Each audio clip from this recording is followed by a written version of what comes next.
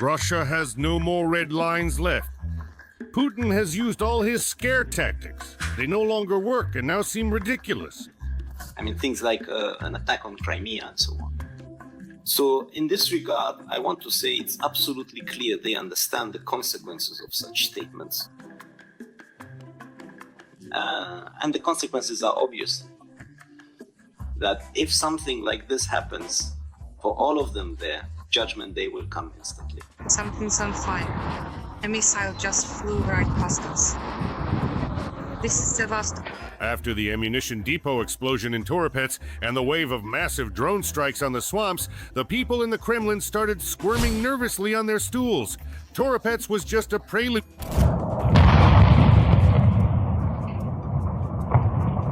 Well, that was actually pretty normal. I even liked it. It made my ears ring. And now Zelensky has gone to the US to persuade partners to allow Ukraine to use Western long-range weapons. Let me say right away, the message is going to be very unpleasant for everyone. So people will be reluctant to listen to me, reluctant to accept this information. Accordingly, I'm not going to force anyone. First, the situation at the front is much worse than it was in 2022. You, dear civilians, don't know. There is a high probability that this fall the enemy will launch a major offensive. The offensive will be significantly larger than near Izium, with greater forces, and will most likely far surpass what happened near Kursk. All these events are nothing more than yet another trampling of yet another Putin red line, which he has now drawn somewhere around Red Square. As we know, the trend of bombing Moscow is gaining momentum. Kind people, 2 hours ago I woke up to such terrible explosions. In order to scare the West again and block the green light for ATACMS and Storm Shadow, Putin needed the fattest of all fat red lines. And he went all in. He announced that he would launch a nuclear strike even in response to a drone attack. The conditions under which Russia would resort to using nuclear weapons are also clearly defined. We will consider such a possibility as soon as we receive reliable information about the massive launch of aerospace attack assets and their crossing of our state border. I mean, strategic or tactical aviation aircraft, cruise missiles, drones, hypersonic and other flying vehicles. The deranged little man actually believed that this threat would definitely work. And he wasn't the only one who believed it. The main stars of the leprosarium started stretching the last red line over a rubber butt. A sad thermonuclear pony. And today's Anglo-Saxon strategists aren't hiding their intentions. However, for now, they expect to defeat Russia with the hands of the illegitimate neo-Nazi Kiev regime. But they are already preparing Europe to rush into this suicidal adventure as well. I won't discuss here the senselessness and danger of the very idea of trying to fight to victory against a nuclear power like Russia. A beer can full of cigarette butts Medvedev. The leaders of the military organizations of the general staff of small countries have gone so far as to discuss the possibility of a preemptive strike against Russia. Well, what can you say to that? The more ridiculous the country, the greater the arrogance of some of its insane leaders.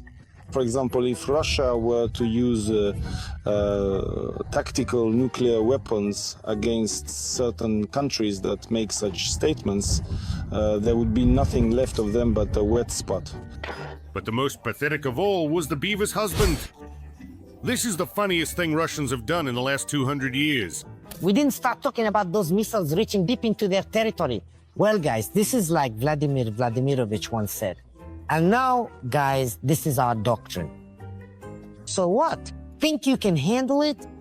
What are your balls made of? Titanium? Steel? Or just like everyone else's? We'll see soon enough. So now we've taken it upon ourselves to move up the escalation ladder. Kiosayan barely had time to hit the stop button on the camera before 125 Ukrainian Drive ones flew into Russia. Strikes were carried out on military airfields and weapons depots.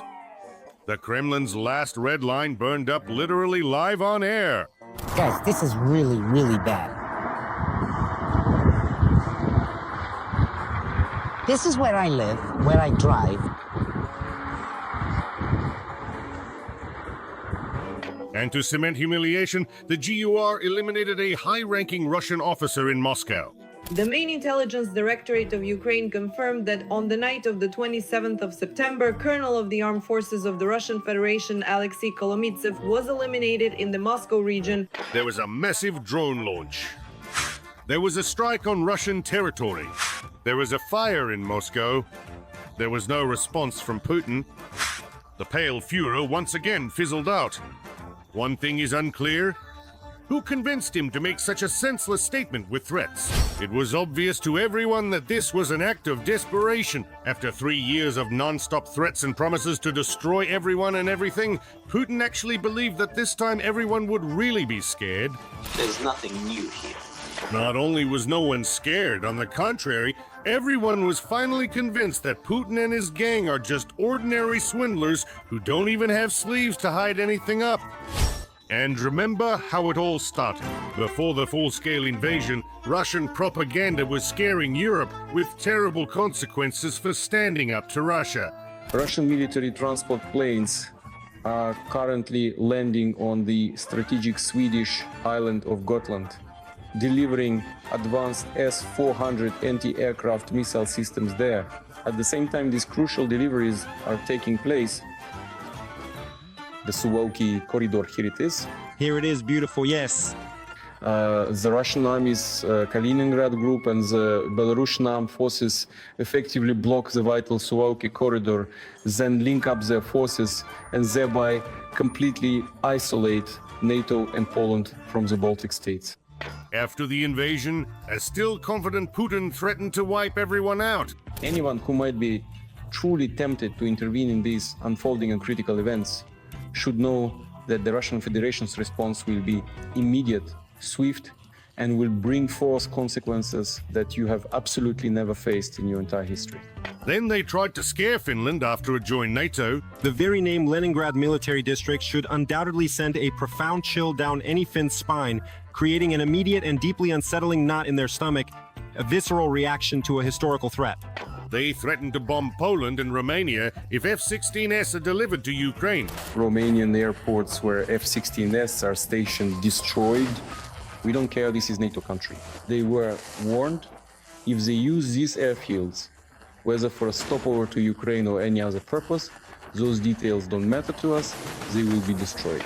Let's not forget the threats to create a sanitary zone on the border with Ukraine. It was only after that that Putin should have been put in a straitjacket.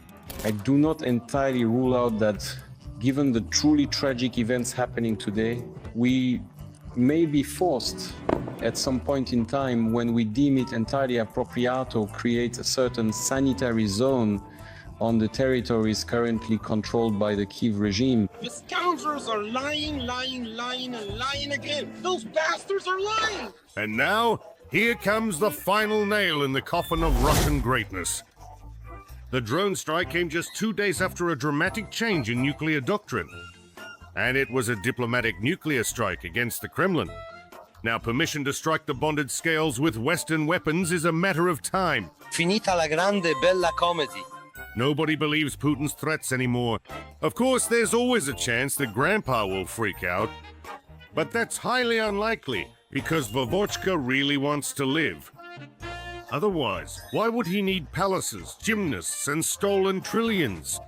Putin understands perfectly well that using even the smallest tactical nuclear bomb would put an end to his rule and his life. That's why the latest Kremlin warning was nothing more than a hope for a miracle. And as we know, miracles don't happen. How Putin will go on scaring the West now is anyone's guess. Maybe he'll resort to curses. If you let Ukraine shoot at us, your Statue of Liberty will wither away. Putin is like that boy in his underwear who cried wolf for so long that the wolves finally showed up. And Ukraine is producing more and more of these wolves. Putin has only one scare tactic left, Trump. According to Trump, Kyiv has no trump cards left to end the conflict in its favor. Trump is convinced that the country's authorities should have compromised with Russia when it was still possible. Any deal, even the worst deal, would have been better than what we have now. Yesterday, I watched Zelensky, that poor guy at the United Nations. He didn't understand what he was saying. They just don't know what to do. They're trapped. It's sad. They just don't know what to do because Ukraine no longer exists. Trump really raises serious concerns. He threatens to break up NATO, stop supporting Ukraine, and even calls himself Putin's best friend. We have a very good relationship, and as you know, I have a very good relationship with President Putin. I think that if we win, we will resolve everything very quickly. Putin has bet everything on the victory of the orange populist. Only in that case does he have even the slightest chance of getting out of the war he started alive. Putin is hoping not even for victory, but that President Trump will allow him to stay in power in Russia. Well, we fought, we destroyed cities, we killed hundreds of thousands of people now, let's all just get along. But that's not how it works. War crimes cannot go unpunished. Otherwise, people will want to repeat them again and on a larger scale. And largely because of this kind of pro-Putin policy, Trump will not win. It's no coincidence that at the last moment he insisted on meeting with the president of Ukraine. Because there is a demand for justice in American society. The victory plan presented. The victory plan has been presented to America, and we have explained every point. Now, at the level of our teams, we will work to implement every step, every decision. Strong positions for Ukraine mean a faster peace. All the key issues for Ukraine are on the partners' table, everything is being considered, long-range capabilities, the defense package, sanctions against Russia, and steps regarding Russian assets. We managed to work through all the topics. We are preparing for the meeting in Germany within the framework of Ramstein. Putin is left with only yellow and brown lines, and now they run through the bunker. And as Israel's experience shows, a bunker is not a panacea for a dictator.